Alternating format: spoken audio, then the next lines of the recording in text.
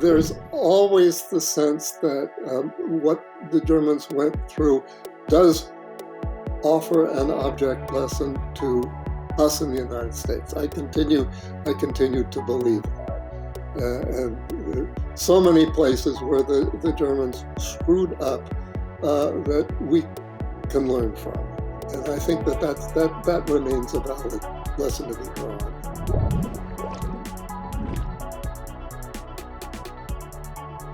Hello, and welcome to Chasing Leviathan. I'm your host, WWII, and I'm here today with Dr. Roger Chickering, Professor Emeritus of History at Georgetown University. And we're here today to talk about his book, The German Empire, from 1871 to 1918. Dr. Chickering, wonderful to have you on today. Thank you. It's my pleasure. So, Dr. Chickering, tell me, why this book? Why this book? I think the direct origins of it go back to the moment I retired in 2010 and found myself confronting a situation I had never faced before, which is to say to find a project for which I would not be able to spend much time in the German archives.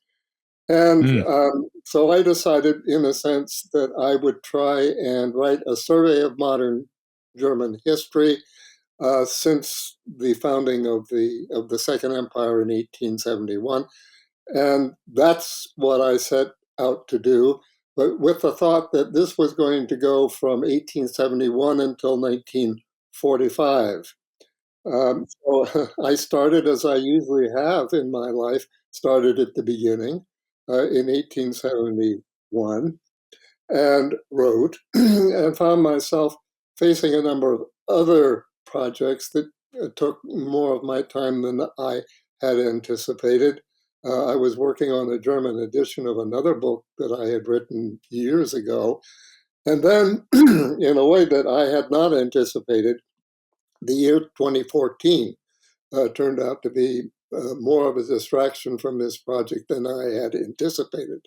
And I suddenly found myself, a little more famous than I'd ever been before, because it was the centenary of the outbreak of the First World War. And particularly in Germany, they took these things very seriously. So that there were articles, roundtables, lectures, book reviews, and this kind of thing. And by the time the smoke had cleared, let's say 2016, I found myself about a third of the way through this book. And by this time, the German Empire book was 6 or 7 years old. And I'm saying to myself, I'm not going to live long enough to take this through to 1945. So I got in touch with the publishers and I said, how about we do it this way? We'll make the German Empire the first volume of this thing, and then we'll see what happens after that. And they were all right with that. And then COVID intervened to bring its own delays to the thing. So by the time this thing finally appeared, it had been 15 years. And I honestly, at that point, did not feel I was ready to pick up another monograph. So at this point, I'm just sort of looking around.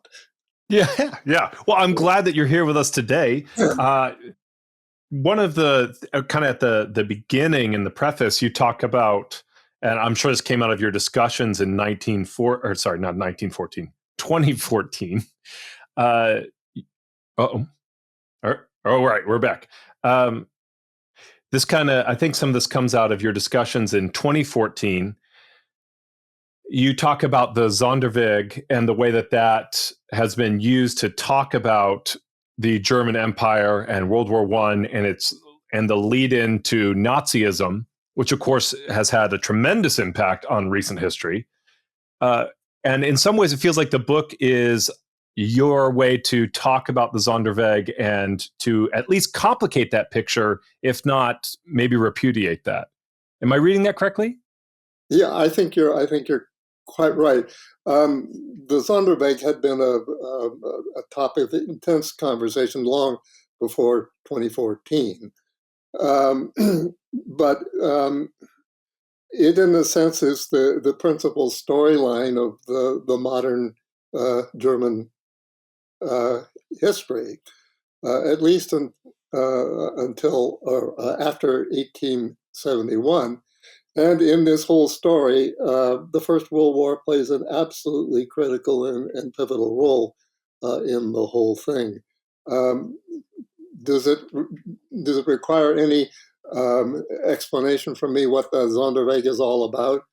I was just about to ask. I think for our yes, please. Well, um, it has to do with the question of why National Socialism in Germany, and the basic narrative framework that let's say took its major form in the decades after the Second World War, and basically laid out the fact that Germany's historical development in the 19th and 20th century, if not earlier, was pathological and quite different from the modern West, thinking of Britain, France, the United States, and other Western countries, where by the beginning of the 20th century, parliamentary democracy had been pretty much generally instituted, at least for male voters. In Germany, by contrast, the constitutional arrangement remained largely authoritarian. The powers of the monarchs, and there were several of them, remained authoritarian beyond any popular control.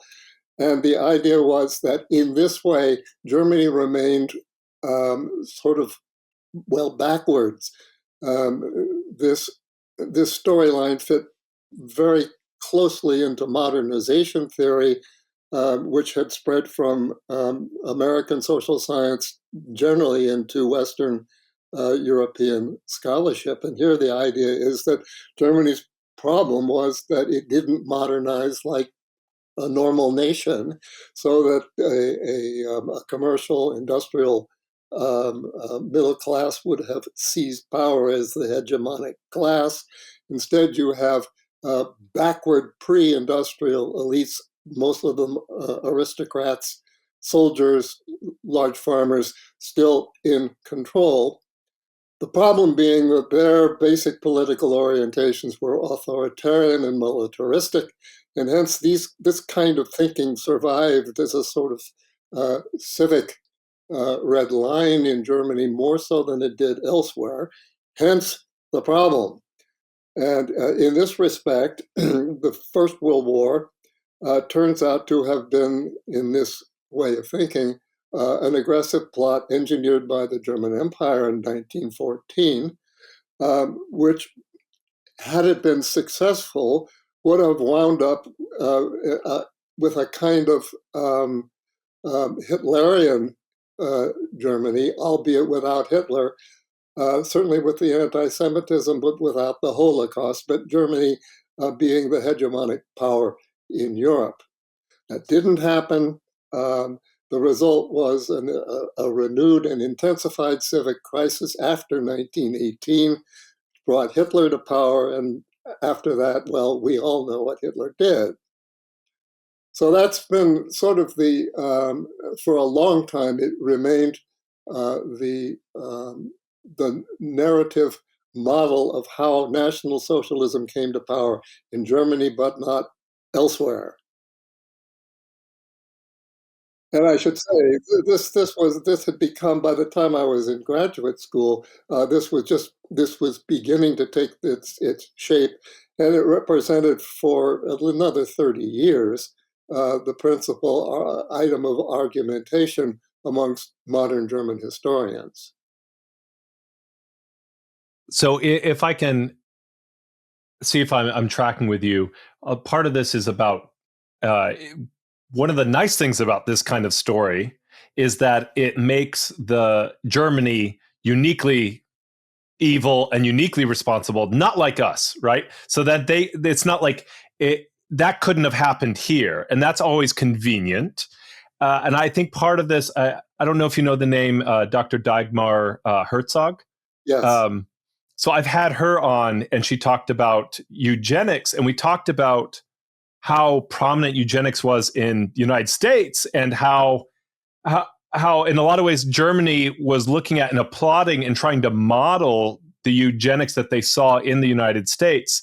Yeah. And I mean, and I think that's part of it's like, well, but what they did was unique and special, and they're uniquely evil, right? Over in Germany, where we weren't like that.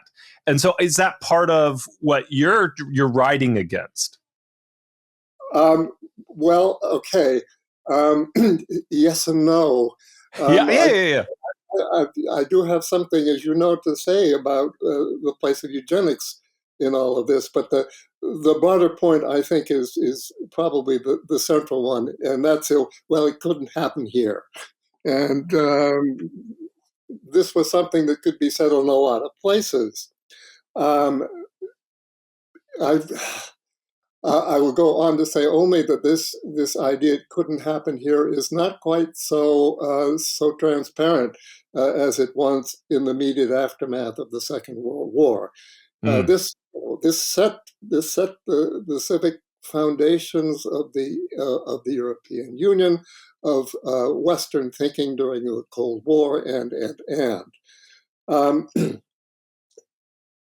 Beginning in about 1975, the critics began to poke some holes in this whole thing, um, pointing out that the critical and weakest spot in this whole argument was understandings of modern and modernity. And the first way to attack the Sonderweg came out of Britain with David Blackboard and Jeff Ely, who in 1979 pointed out that there are a lot of ways in which the Germans were at least as modern, if not more modern, than other countries. For example, the most prominent case in point is that the most modern social welfare system anywhere in the world was to be found in Imperial Germany. In fact, industrial workers enjoyed more public benefits, mandated public benefits, than they do in the United States today, or perhaps more pertinently, that they did in the United States, say, 10, 15 years ago. So that was the place where historians began to go at the Sonderweg with a lot of pretty specific and pretty persuasive scholarship, saying that Germany was not the backward militarized place that everybody had talked about, but it was in many respects one of the most modern countries in the world. Just to take this on, this is in a sense where I picked up. By the time, let's say, the beginning of the 21st century, there were at least two different views of this, and the one was uh, a, a kind of refurbished and updated vision of the Sonderweg, which said, well, despite all of that, the Germans were different, pathologically different in important ways. The weight of the army, for example, whereas another view had taken hold, advocated above all by the Munich historian Thomas Nipperdey, who argued that the Germans were basically no different than any other European country. He said that the color of history is not black or white, it's gray, and that applies to Germany as well as everybody else. When I started to write the book that you have there, I was saying to myself, well, it's a time to have another look at this thing. When we have all of a sudden, I can't come to some kind of judgment, be it pro or contra or somewhere in the middle. One of the results of the delay of this thing was that um, the rise of right-wing populism both in Europe and then in the United States, posed what I thought was even more of a challenge to this view, insofar as the story of the Sonderweg had stipulated that the end result of a healthy modern political development was a healthy democratic regime. And we have reason to believe that this may be not the case, that democracy does not stand at the end of this normal story, but something quite different. And I began to go back and, well, look at this just a little bit with the American view right in front of me in the most dramatic way. And I said to myself, well, there is a lot of what we would today call populism going on in the German case, particularly with respect to a number of different categories of political movement. And I said to myself, and I've written it in the introduction to this book in kind of a perverse way, is that it may now look like the German model was not backward as much as it was precocious. In other words, they showed what was going to happen in the 21st century. So there it is. But Yes. as you may well uh, remark, that there's much in this book that comes down sort of in the middle, that it is a time when a number of different kinds of arguments have to be taken into consideration and tried and be worked into the overall framework. And that's basically what I've tried to do. I'm trying to figure out what would be the best way to approach kind of that unification of Germany and really Bismarck's role in it, so that we can talk about the beginning of your book. I don't want to have someone like you on and not actually talk about history as well. So how do you see the role of Bismarck and in the creation of this precocious state? Okay, the role of Bismarck in this thing has traditionally been, well, he's the one who pulled it off, and he did so on his own terms, which meant to say that the unified German state in 1871 was going to be an authoritarian state in many basic ways. So that, in a sense, he set up the authoritarian problem insofar as he made sure that the project of the German liberals, which was to have some kind of constitutional monarchy, usually thought to be on the English pattern, in which the parliament, whether it was democratic or not, would in fact have a significant role in the formulation of legislation, and that the monarch would have to answer to this body.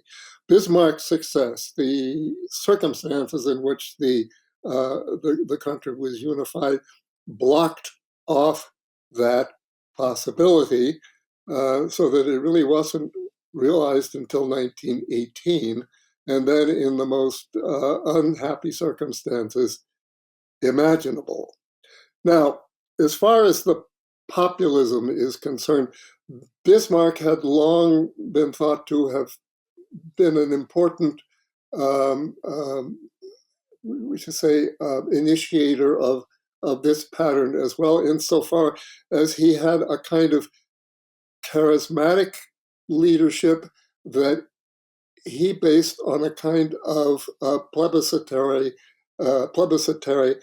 popular approval. Much of the legislation that he pushed through was done by, in a sense, mobilizing popular opinion against the parliament, particularly when it came to religious conflict and social conflict and the repression of the social democratic labor movement.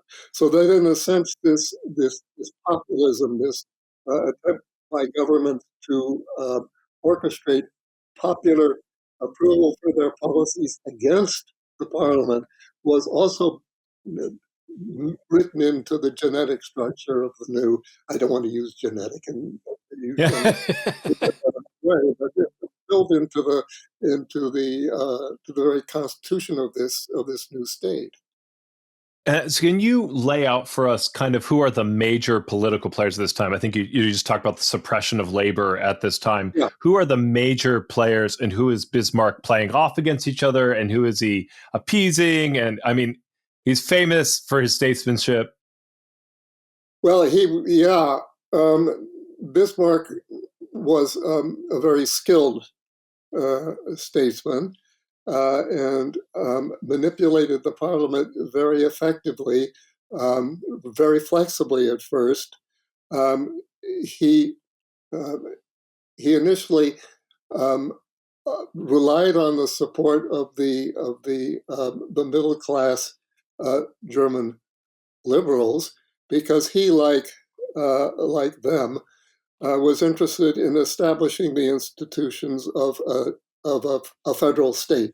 So that in the 1870s, with the support of liberals who embraced this part of Bismarck's project, put together a set of federal institutions of all kinds, legal, financial, regulatory, until Bismarck decided that it had gone far enough and that he was becoming too dependent on this group of people in the parliament who had basically a majority, and he began to look around for other allies, and he found them in two principal sources. The one was the party of German Protestant agriculture, um, principally amongst the Prussian nobility, the people who led the so-called conservative party, and the German Catholics. This is a story that's really pertinent to the foundation of the Yeah. empire itself, insofar as most of the legislation or much of the legislation that Bismarck pushed um, in the 1870s was calculated to try and establish a full German Christian, if not Protestant, state. And it involved what has been called, I think, aptly a war against Germany's Catholics, who were the victims of all kinds of discriminatory legislation in the 1870s. The result of this experience, though, knit German Catholics into a very effective, very large, and very determined political group, which they remained in many ways until after the Second World War. So you have Germany, shall we say, split between liberals and conservatives, and then Catholics, and then the remaining major component of this conflict was the emergent labor movement, who, in a sense, replaced the Catholics as public enemy number one in Bismarck's roster, so that the discriminatory legislation in the 1870s, late 1870s, 80s, and then in one fashion or another, all the way through to the end of the German Empire, was directed against the Social Democrats, who were basically socialists who wanted a socialist republic, no monarch at all, and they wanted it fully democratic, including women's suffrage. They became, if you like, the most left-wing component of this whole combination, and they quickly became the principal public enemy in Germany, a source of unity amongst all the non-socialists, but very much the motor of segregation and isolation among the socialists themselves, or against the socialists themselves. So what did that look like? Because it sounds like, I mean, we have the Kulturkampf, if I'm saying, I don't know if I'm the Kulturkampf is the one that's directed against the Catholics. The Catholics, but yeah. And then they become his allies. How does he manage to switch the Catholics from being public enemy number one to also on his side? Is it just through fear of the socialist movement? Well, that had a lot to do with it. Bismarck, um, after he had allied with the liberals, found that he needed another ally in parliament to put through his anti-socialist campaign.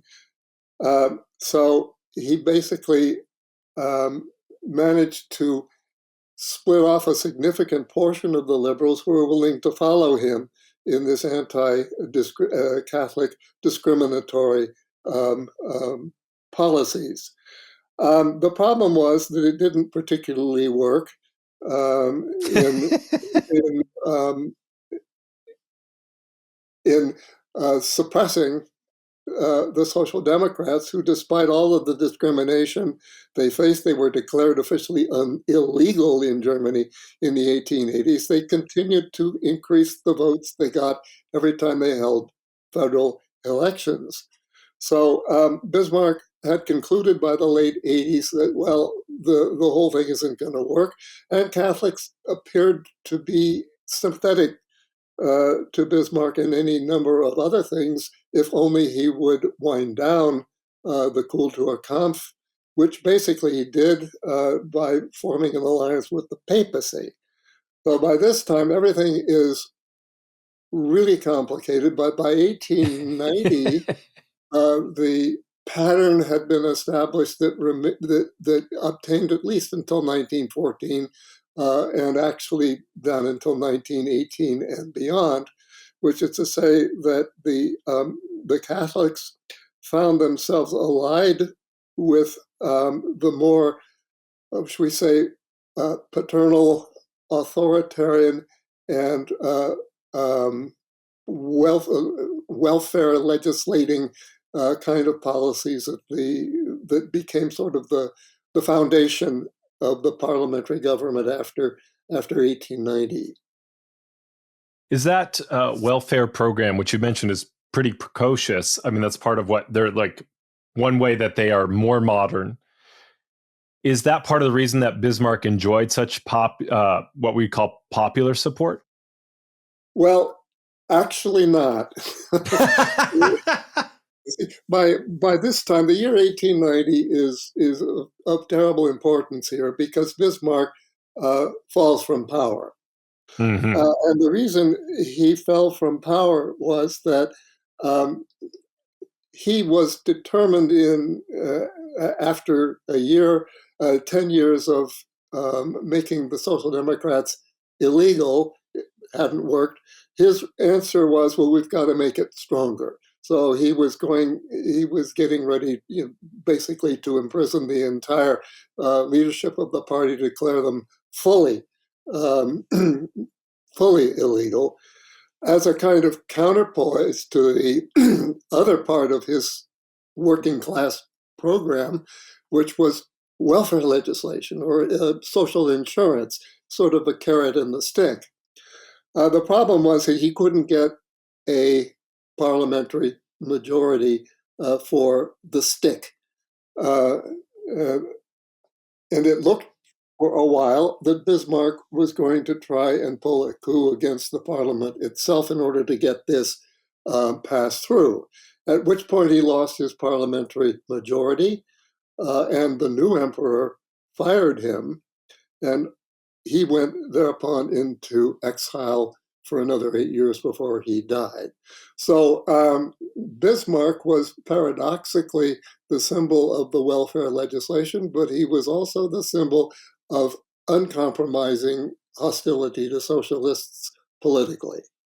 So, and I think that's the great lead in. I think it's Wilhelm II. Am I saying that correctly? That's right. Yes. So a great lead into Wilhelm II then, because he loved the military. Can you tie a thread? We've been talking about Bismarck. One of the political parties that will eventually show up and is part of the Sonderweg discussion are the Junkers. Can you talk about who the Junkers were and the role that they played? Yeah. The Junker, it's a term used in German to suggest the Prussian lower nobility, which meant to say most of them. And these were the people who ran the Conservative Party, who after the mid 1870s became the one of the principal props of Bismarck's parliamentary power. Um, these people were also what we might call Imperial Germany's service class. Most of the high-level bureaucrats were drawn from these people, most of whom lived in the state of Prussia, most of whom were Protestant, and they showed up in all kinds of civil departments of the bureaucracy, but they also were the preferred class as the military leadership. They were the officers. The further up in the officer corps you went, the more strongly it was dominated by aristocrats. This was something that Bismarck himself promoted, as did William II. We ought to pause here for a moment to note Yes.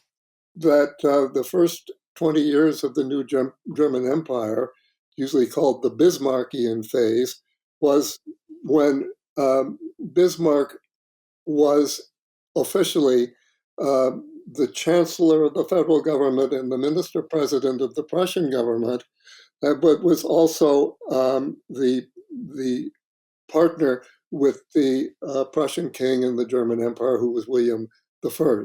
So Bismarck's rule rested upon his ability to get along with the emperor. Problem was when the William I died, and he died in 1888, to be succeeded by his son, who died 3 months later, so that William I's grandson, William II, came to power in 1888 himself. And he was determined that he was going to play a different role from that of his grandfather, that he was in effect going to be his own chancellor. And on this presupposition, it didn't take long for serious conflict, to emerge between the emperor, minister president on the one hand, and the chancellor. I'm sorry, the emperor, king of Prussia, and then his chief minister, to come to the fore. And William was happy to fire him in 1890. And Bismarck was then followed by a series of chancellors whose relationship to the king was the king emperor was much more difficult than Bismarck's had been with William I. Because they weren't really seen as independent. That William II he wanted that power. He appointed people primarily because of their ability to flatter his own ego, is what happened. And for the first 10 years of his rule, he was effectively the chief officer of the bureaucracy, well, the chief civil officer, as well as the monarch. This is an interesting story as well, because William II was a man of some considerable talent, but he was also a man of extreme moods, limited interests, temperamentally very volatile, who had a hard time pursuing any kind of consistent policy at all, which made it possible for some of his own ministers to begin to manipulate him. By flattering his ego. By flattering his ego. Yeah. And I mean, part of this is there's a real push. They become, I think a lot of people think of Bismarck as being, sometimes people talk about Bismarck being militaristic, but William II was very, and definitely the military got his ear through the work of the nobility. Would that be a fair thing to say? Well, yeah.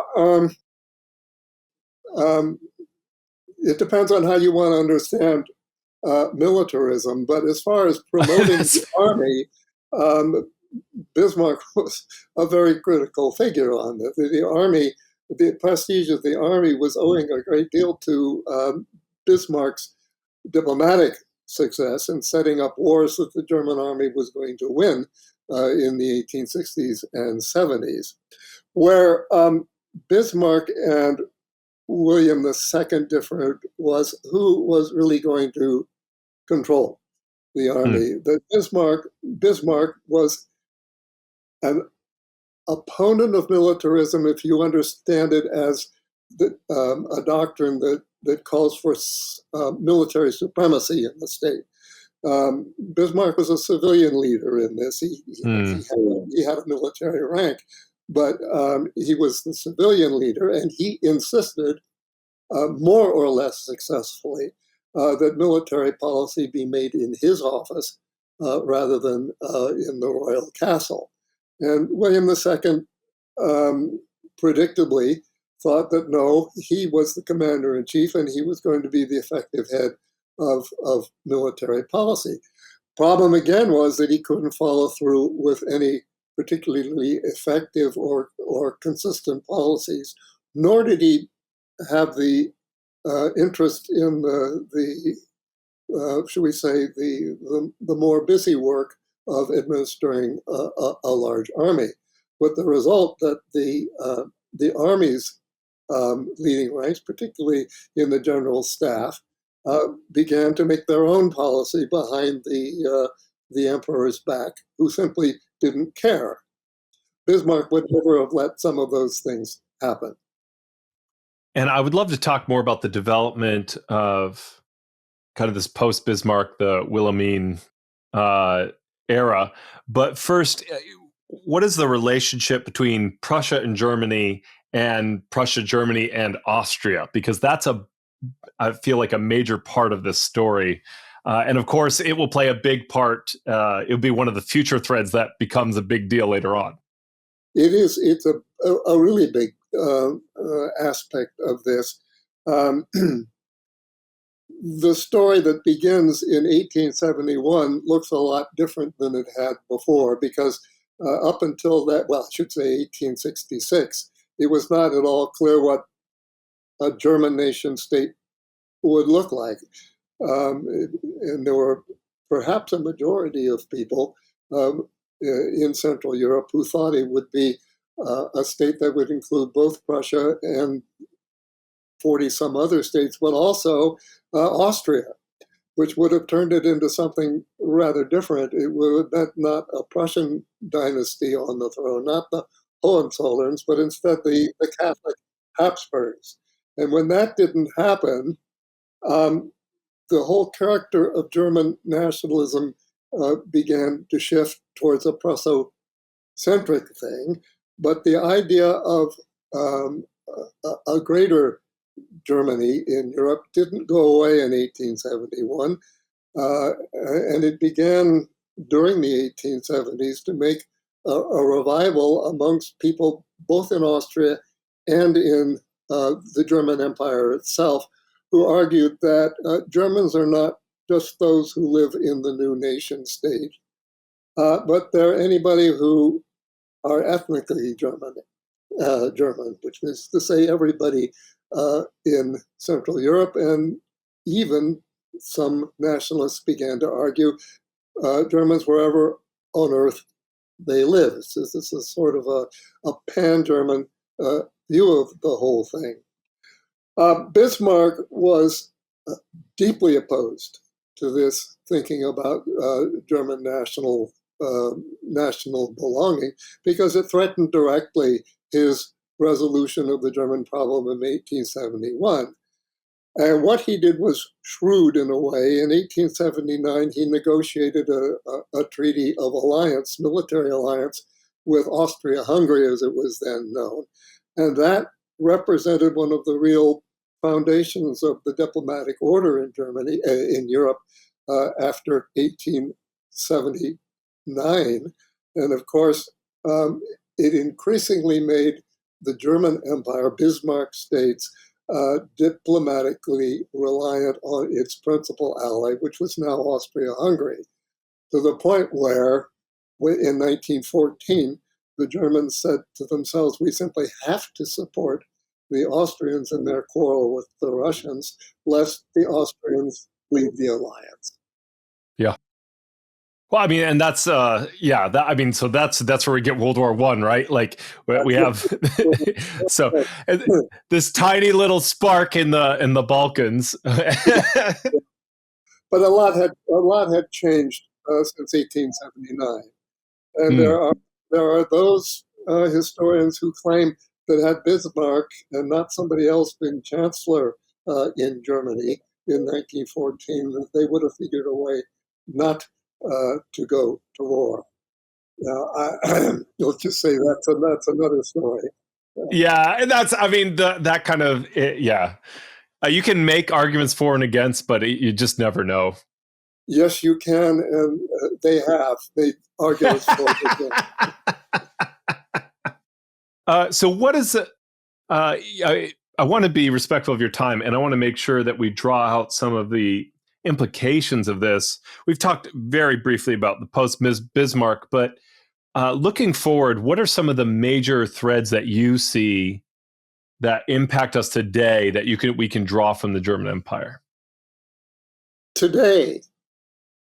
Well, like when you see things today, what do you feel like you can trace from the German Empire, like threads and storylines that you can trace? Well, yeah, things have changed a great deal since 1945, and Germany since 1945 has constituted a much different kind of problem and challenge, as well as in some respects a model. If you believe, as we did in the early post-war period, that democratic rule was the best, and that it was in a sense it was inevitable. Think 1989. Then the Germans were the sort of the prize pupil in all of this. They did their embrace of parliamentary democracy is a wonderful thing, and it remains so today. Although even there, as you well know, there are problems. There are lots of other things that historians have been talking about of late, uh, in which they're arguing that the institutions of the Federal Republic, which is to say, the now unified Germany, could look very much to the German Empire for its inspiration. And again, you look at the system of public insurance and what we would call welfare legislation. This is certainly the most important of them. But on the whole, you'd have to say that the German story in the late 20th century had become quite a success story, and some of that at least had to have been thanks to the German Empire, if only because the Germans had learned to outgrow it and that had given up the idea of becoming a hegemonic power on the European continent. And I think this is a kind of natural outgrowth too. You're talking about them letting go of this hegemonic power. One of the ways they felt they had to compete, and they felt that they were late to the game, if I can put it so blithely, was the need to colonize. And so, how did that play out, and what has been their impact? Be outside of World War II, what has been their impact in nations through colonization? Well, the Germans lost all of their colonies in 1919. Right.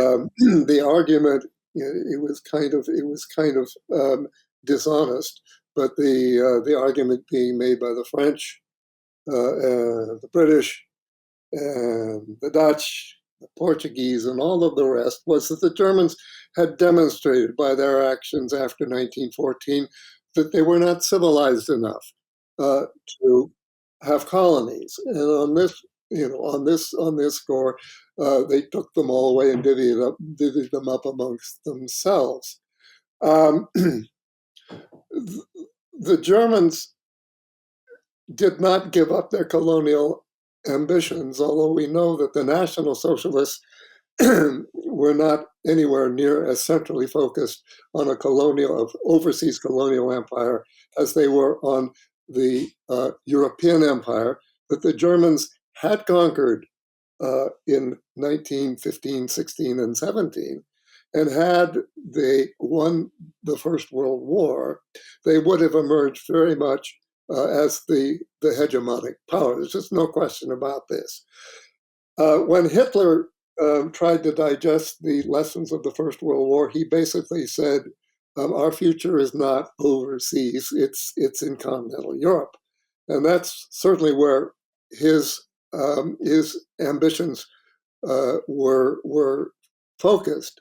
Now, there did remain a number of colonial offices in the Third Reich, and there's little doubt in my mind, had they become the hegemonic power in Europe, that their gaze would have turned overseas. That eventually they're talking about planetary hegemony. That seems quite clear now. And I want to be respectful of your time. For someone who has listened to this all the way through, what would you say to them besides buying and reading your book? Because there are a lot of lessons here, right? You got the right. The most important lesson is buy and read your excellent book. Actually, before I ask that final question, I think one question was like, when you're trying to do history, what are you trying to accomplish? Well, I've been doing it for a long time, and I'm not sure that my motives of late have been what they originally were. But I grew up. I'm a war baby, and I grew up in the immediate post-war era, and talks of the war, talks of Germany, were very, very much on the minds of young kids like me. I mean, I've got about a quarter German in me. There was some German spoken in the house, and I began to find the whole business just terribly interesting. So that when I went to college, I majored in it, and I majored with a minor in German. And at the end of that, I decided, well, I think I'd like to become a professional historian. This in an era in which it was possible, because the universities were being flooded by the post-war baby boom. There was a need for people to teach humanities of all kinds, and it was possible to make a career. And after that, I had become involved in all kinds of controversies with my colleagues, and I found that a terribly interesting thing to do. I found college teaching to be a very rewarding profession. I can't say that if I had to do it all over again, I would today. A different time, yeah. Different time. What do you see as the purpose of history, though? Like what? So, I mean, you're talking about the Sonderweg in the preface. Yeah. What is your goal when you're doing history? Well, we have to justify the study of history, and in my own view, it's not a particularly hard thing to do. And Yeah, what we're talking about first and foremost is the society in which we live. I'm an example of that. The subject of Germany was all important in the United States when I was growing up, and I have long thought that the United States inherited in some way the role in the international system that the Germans had unsuccessfully tried to play in the late 19th, early 20th centuries. And I found myself drawn to the study of German history, in a sense, as a case study of how not to do it. I grew up at a time when the Vietnam War, for example, stood as a test. I was persuaded from the start that it was a terrible idea, and the Americans were having a hard time coming to terms with their own hegemonic rule, and Hmm. that the study of German history had a lot to say. But in a sense, in a more general sense, historians study what's of interest to them, and what's of interest to them is making sense of their own world. And that's certainly been my case. And I've studied earlier historians, and turns out that they're trying very much to do the same thing. So I think that the study of history, whether it's professional or just as a matter of general interest, is a kind of mine of information and considerations that we have to keep in mind. That Yeah, and part of I love this that. Yeah, so, part of the sense of good. who we are is based Yes. on our understanding of where we've come from. Yes, absolutely. Well, something that I think underlies a little bit what you said there is that you talked about, you studied what was of interest to you, and that ended up yielding lots of lessons. And if it's of interest, and I hadn't really thought of it this way before, but if it's of interest to you, there's a reason for it. You may uncover that later, right? Yeah, But there's a reason it's interesting. there are several reasons it's interesting, and one is just it's an interesting story. I Yeah. mean, it's a good read. Uh, uh, but beyond that, I mean, it's not only that the idea that there are important, useful things, that there is more than a little bit of truth in the quip that those who ignore the past are condemned to relive it. Uh, Yeah. so I think certainly today there are lots of things that the past offers guidance towards, and I fear that many remain ignorant of these things. So one lesson that you would take away with, without getting too overtly political in the current climate, is that being obsessed with your own hegemonic power does not end well. Well, it depends. Yeah, I'd probably being obsessed with your own hegemonic power. Any kind of obsession is probably dangerous. But if you're going to be, you find yourself in a hegemonic position, as the United States did in 1945. Um, there are wiser ways of doing Hmm. it than the Germans had done.